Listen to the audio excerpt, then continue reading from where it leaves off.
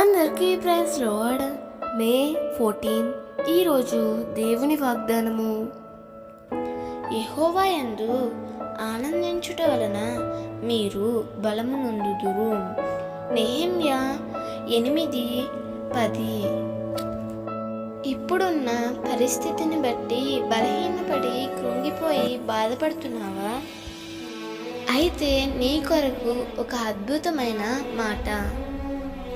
యెహోవా యందు ఆనందించు, అప్పుడు నీవు బలము పొందుకుంటావు.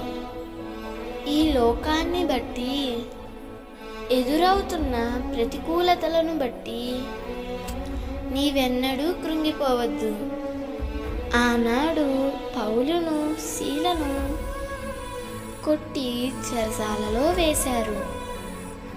మధ్యరాత్రి వేళ దేవునిని స్తుతించి దేవునిలో ఆనందించారు.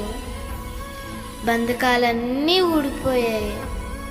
చెరసాల నాయకుడు సహితము యేసుప్రభువే నిజమైన దేవుడని అంగీకరించాడు. గొప్ప రక్షణ కార్యం అక్కడ జరిగింది. నీవు కూడా దేవునిలో ఆనందిస్తే నీ దుఃఖాన్ని కొట్టివేసి అక్కడ గొప్ప ఘనతను దేవుడు నీకు ఇస్తాడు. నీవు ఎన్నడూ బాధపడవద్దు. నీ దేవుడు నీ అంగలార్పును నాట్యంగా మార్చేవాడు.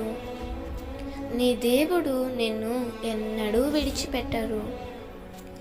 అందుకే దేవునిలో ఎప్పుడూ ఆనందించు. పేదరికాన్ని బట్టి కానీ, అనారోగ్యమును బట్టి కానీ, నిందించే వ్యక్తులను బట్టి కానీ నీవెన్నడూ కృంగిపోవద్దు. దేవుడు నీతో ఉన్నాడన్న సంగతి నీవెన్నడూ మర్చిపోవద్దు. తప్పకుండా దేవుడు నీకు నూతన బలాన్ని ఇస్తాడు. దేవుడు ఈ వాగ్దానము నీ జీవితంలో నిశ్చయముగా నెరవేర్చునుగాక. ఆమేన్.